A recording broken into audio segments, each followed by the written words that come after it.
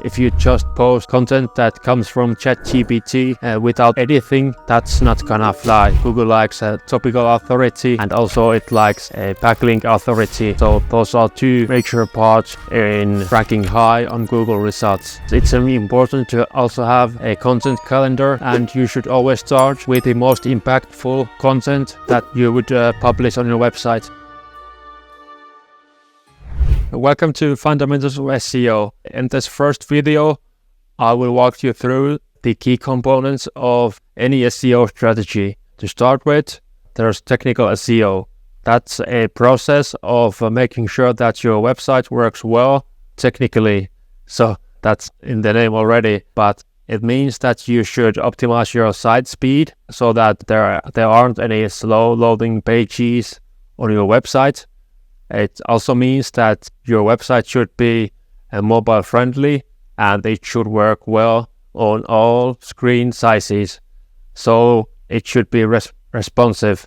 Also, it means that your website should have a SSL certificate, because that's a huge ranking factor nowadays. So websites that don't have a SSL certificate are viewed by Google as non-secure. So they will be ranked lower than websites that have the certificate. And most of the websites have it by default. For example, if you use Shopify or Webflow, your website will have the SSL certificate by default. So it's not much of an issue these days. You should make sure that your website is secured by an SSL certificate if you're running some kind of a custom build website. Technical SEO is also about optimizing your schema and having a XML sitemap, obviously. So those are some of the main parts of technical SEO. But next, let's move to off-page SEO. That's something that usually happens or always happens outside of your website. It's all about optimizing your online reputation. So having reviews and having good conversation about your website on socials, for example, on Reddit, are always a good signal when it comes to SEO. So those are some things that matter for your off-page SEO. And the most important part of any off-page SEO campaign is backlinks. Backlinks are basically just other websites that are linking to your website. So if those are from a reputable website, that will increase your authority with Google. And when your authority increases, you will rank higher on Google results. When it comes to AI, we will use some AI tools in this course to do backlink outreach. That's where AI comes into play. But before you start any SEO campaign, you should obviously have a strategy. And a big part of that strategy is competitor analysis and also setting some reasonable goals for your campaign. Let's move on to some on-page elements here. On-page SEO means that you can change some elements on your website, and that will help with your ranking, because Google likes to see the elements structured in a correct way on your website. It's all about optimizing your title tags, your headings on your pages, like H1 and H2 and so on. And it's also about optimizing your internal linking and optimizing your content and having a proper URL structure or URL slugs. Slug means what is after your domain name on the address line on your browser. And when it comes to AI with on-page optimization, we can use some tools to do some of this work automatically. So if you have hundreds or thousands of pages, it's usually a good idea to ask AI for some help with optimizing your meta titles and your meta descriptions, for example. Also, meta descriptions are not like a direct ranking factor, but it's a good idea to optimize those as well, because they have a direct impact on your click rates on Google, since the meta descriptions show up on Google results. When your meta description is good, more people will click your result on Google, and that will make you rank higher, because Google views that as a signal that your content is valuable.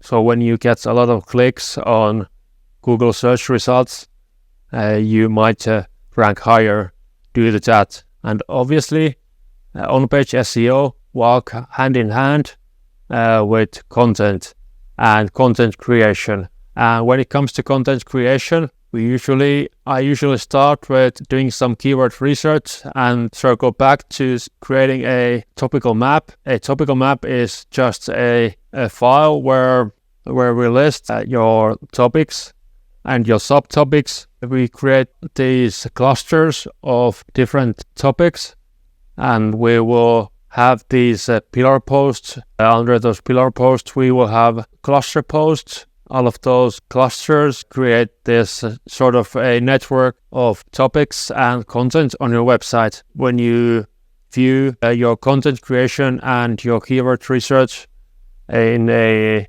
semantic way of creating those topical maps and plans, you will be viewed as a topical authority, and that will help you rank higher on Google, because Google likes to rank websites that have authority. Going back to the backlink thing, so Google likes a topical authority, and also it likes a backlink authority. So those are two major parts in ranking high on Google results. So when we have created the semantic topical map and done the keyword research, we will go forward with content writing. To do that, it's usually a good idea to have a writing brief, which is just a checklist of things that you should complete in order to write a good and a well-optimized article. So this is for blog content mainly, but we can also use it for different types of pages on your website. So we might have a different type of content brief for your front page, for example. And for content creation, we always focus on quality over quantity, and this is true for everything SEO. So it also applies even more for backlinks. So it doesn't make any sense to build some bad quality backlinks and thousands of those. So we should always focus on quality. For this type of work, we usually can have some help from AI as well. I'm a big speaker for having some AI generated content on your website, but it needs to be properly optimized, and there needs to be a big part of human editing as well. If you just post content that comes from ChatGPT without any editing, that's not gonna fly. So you should definitely do some editing before you post any AI content on your website. Going back to the strategy and the planning side of things, it's important to also have a content calendar, and you should always start with the most impactful content that you would publish on your website. Basically, when you have the semantic topical map, you might start with the most impactful cluster, and you might go and write all of those so-called pillar posts first, and then you would start writing those subtopics of the most impactful cluster. So that would make sure that your time is well spent. That's a quick walkthrough of any SEO campaign, and we will work on each of these parts in this course. So thank you for watching, and see you in the next video. Ciao.